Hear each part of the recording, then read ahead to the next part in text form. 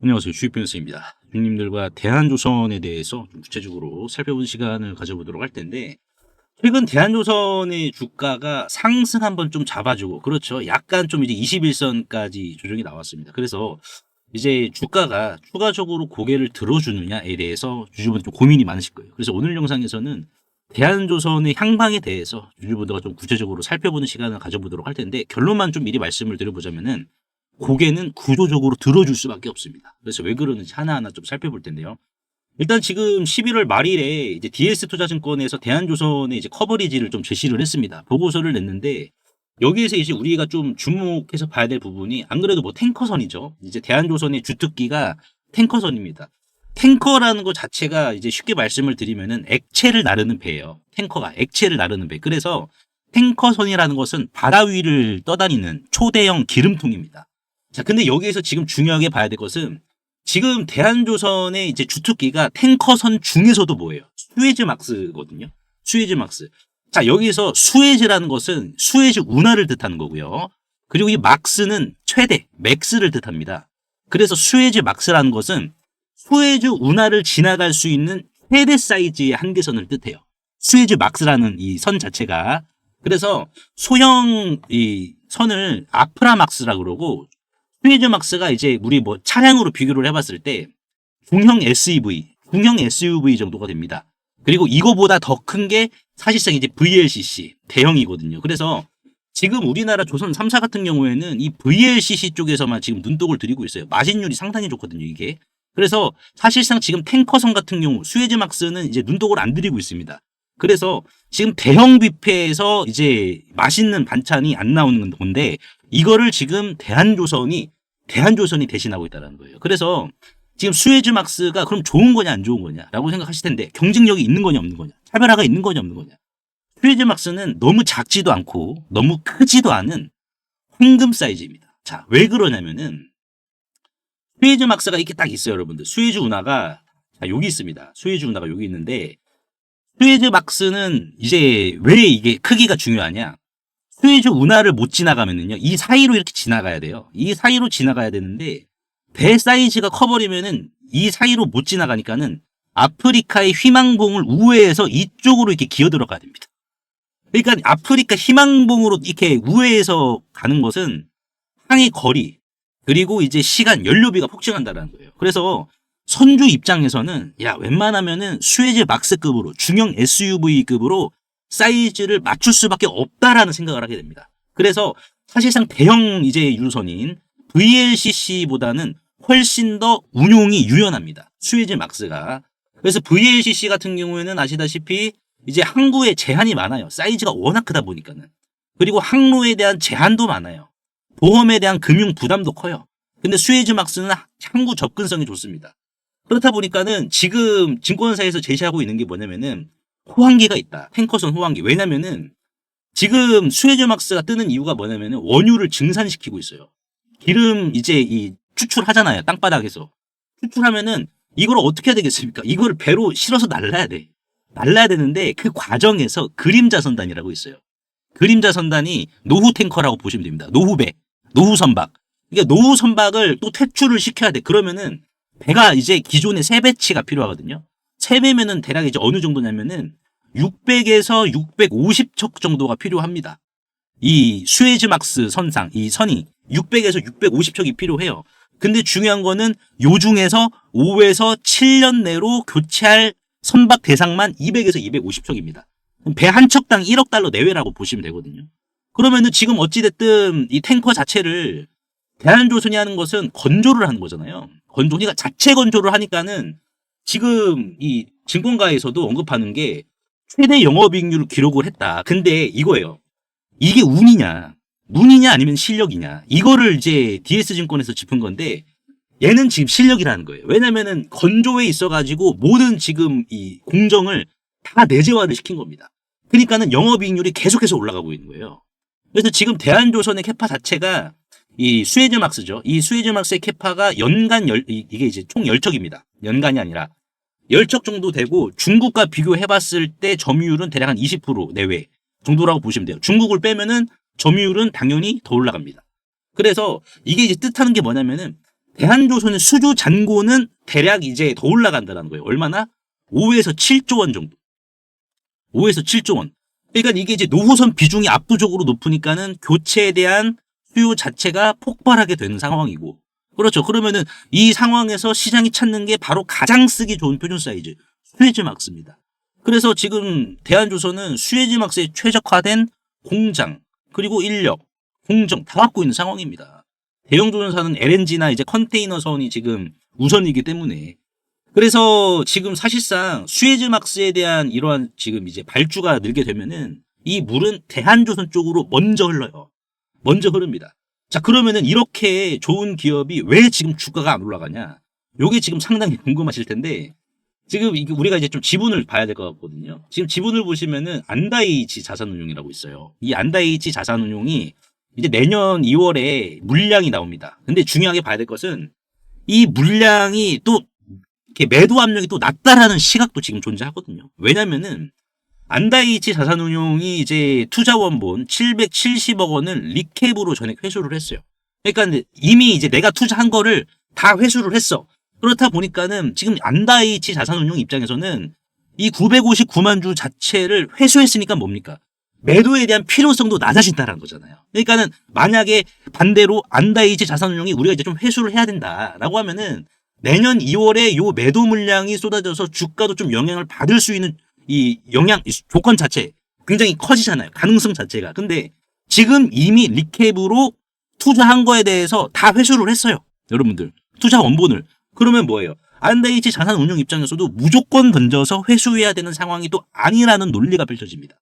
자, 그래서 지금 우리가 봤을 때 뭡니까? 이거를 좀 다시 한번 볼게요. DS 자산운용이 지금 제시한 목표가가 92,000원인데 이 92,000원이 지금 뜻하는 게 뭐냐면은 이제 WACC 할인율이죠. 그러니까 물량이 안다이치 쪽 자산운용의 물량이 나온다라는 걸 가정하고 이걸로 제시한 거예요. 여러분들. 그걸 가정하고 할인율을 적용을 시켜서 92,000원으로 제시를 한 겁니다.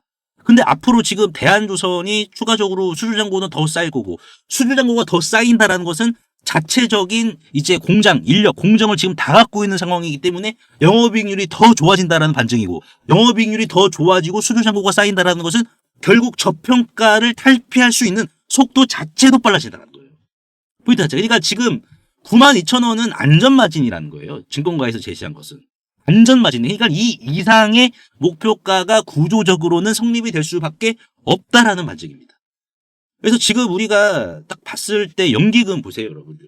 연기금이랑 기관이 지금 이제 줄 매집하고 있거든요, 아예. 줄 서서 매집을 하고 있습니다, 사실상. 그러니까 이게 매집을 하고 있다는 건 뭡니까? 연기금 입장에서도 헛툴은 뭐 종목 못 삽니다. 기관도 마찬가지로. 그런데 지금 기관과 연기금이 매수가 지금 포착이 되고 있다는 것은 뭡니까? 얘는 저평가라는 껍질을 탈피할 수 있는 속도도 빠르고 그 열쇠도 준비가 된 기업이기 때문에 지금 자체는 뭐다 여러분들 굉장히 싼 구간이다라고 판단하고 있는 거예요. 상승의 확신이 있으니까. 포인트 자체를 지금 우리가 이렇게 잡아야 된다는 겁니다. 그래서 사실상 92,000원을 찍어주면은 뭐 이 정도까지는 이제 업사이드가 남아있다라는 건데 근데 이 정도 올라오면은 직전 고점도 때려준다라는 반증도 성립이 돼요. 그래서 지금 대한조선은 바닥을 다지고 있는 상황이다. 여러분 안정적으로 이렇게 바닥을 다져주고 있는 상황이다라고 보시면 될 것 같습니다. 그래서 오늘 대한조선에 대해서 좀 분석을 도와드렸는데 주주분들 도움이 되셨다면요 구독과 좋아요 한 번씩만 눌러주시면 대단히 감사하겠고 우리가 이제 주식시장에서 가장 비싼 수업료는 뭐라고 생각을 하십니까? 단순 이제 손절을 해서 돈을 잃는 게 가장 비싼 수업료일까요? 저도 이제 주식 경력 15년 정도가 되었는데 제가 생각하는 가장 비싼 수업료는 내 눈앞에 뻔히 터진 황제주들을 의심만 하다가 놓쳐버린 그 기회비용이다라고 생각을 합니다. 왜냐면은 누구나 뭐 손절할 수 있습니다. 하지만 중요하게 봐야 될 것은 황제주 하나만 잘 탄다라고 하면은 손절만 메꾸는 게 아니라 계좌 앞자리를 바꿀 수가 있거든요. 그래서 제가 요 기회비용에 관련된 정보 하나 드릴 테니까요. 꼭 챙겨가시길 바라겠습니다. 세계적인 휴머노이드 기술 발전에도 불구하고 아직까지 해결하지 못한 난제로 남아있는 분야가 있습니다. 바로 배터리인데요. 현재까지의 휴머노이드는 비약적인 기술 발전을 이륙시켜서 벌써부터 이렇게 사람을 복제하는 수준의 휴머노이드 기술을 중국에서는 선보이고 있는 상황입니다. 그래서 보시면은 완전 인간을 모방화하는 이러한 휴머노이드 개발 발전 단계에 진입한 것을 확인을 할 수가 있는데요. 하지만 결정적인 문제는 이 휴머노이드 로봇이 20kg 이상의 무게를 상하치 않은 이러한 단순 반복 작업을 하더라도 평균적으로 1시간을 못 가 멈추는 현상이 전 세계 공통적인 문제로 감지가 되고 있고, 이게 이제는 심각한 수준까지 집중 조명이 되고 있는 상황입니다. 현대차가 조 단위를 투자해 인수한 이 보스턴 다이나믹스의 아틀라스 같은 경우 배터리 용량은 세계 최고 수준을 보여주고 있어요. 무려 3700W입니다. 자, 이는 단순히 걷는 정도면 4시간 이상을 구동을 할 수는 있지만은, 자, 여기에서 유리기판이나 엔비디아 실적 발표에서 강조한 이 고도의 추론 작업을 통과한 이 AI, 고도의 AI 반도체를 적용을 시키더라도 무거운 짐을 드는 순간 1시간도 못 가 멈추는 현상이 감지가 되고 있어요. 그리고 이제 테슬라의 옵티머스 이 배터리 용량도 오히려 보스턴 다이나믹스보다 더 적은 2300W이고요. 유비테크의 워커 S1마저 단 2000W로 배터리 용량이 기술의 한계를 막아버리는 이러한 현상을 생성시키고 있는 상황입니다. 그래서 이 난제 해결사로 현재 이 전고체 배터리가 재차 지금 불씨를 지피고 있는데요. 이는 액체 전해질을 고체로 대체를 한 것이고 화재 위험까지 낮으면서 에너지 밀도가 높기 때문에 대량 양산까지 유리합니다. 그래서 현재 휴머노이드의 최종 난제라고 불리고 있는 이 배터리의 마지막 퍼즐에 적합한 수준이다라고 강조를 하고 있는데요. 하지만 결국 이 전고체 배터리도 이 방전 시간이라는 것은 존재하기 때문에 인류는 오히려 영원한 수명을 가진 불멸의 배터리, 인피니트 배터리를 요구할 수밖에 없는 상황인데요. 그래서 현재 미 항공우주국인 나사와 그리고 테슬라는 이 배터리 수명을 종결을 짓기 위해 유일한 해결책으로 원자력 배터리, 즉 뉴클리어 배터리, 핵 배터리를 제시한 상황입니다.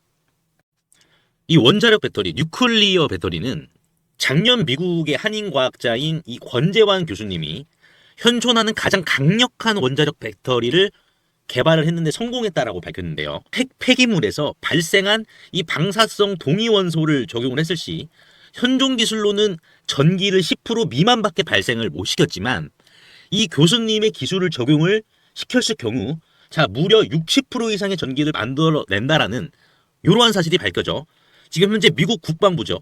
미국 국방부의 지원을 받아 상용화를 추진 중인 상황이다라고 보시면 될 것 같습니다.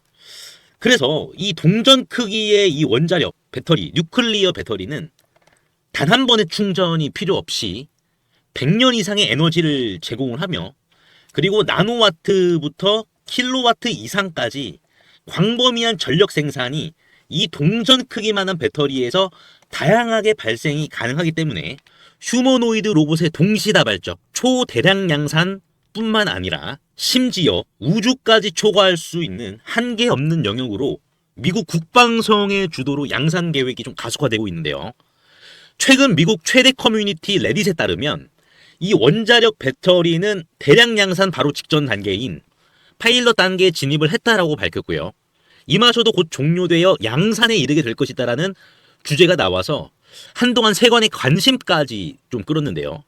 하지만 이 해당 기업의 경우 이 핵배터리 본격 양산에 필요한 장비를 개발 전인 2015년부터 공급해왔다는 사실이 외신 뉴스를 통해서 추적을 할 수 있었고요.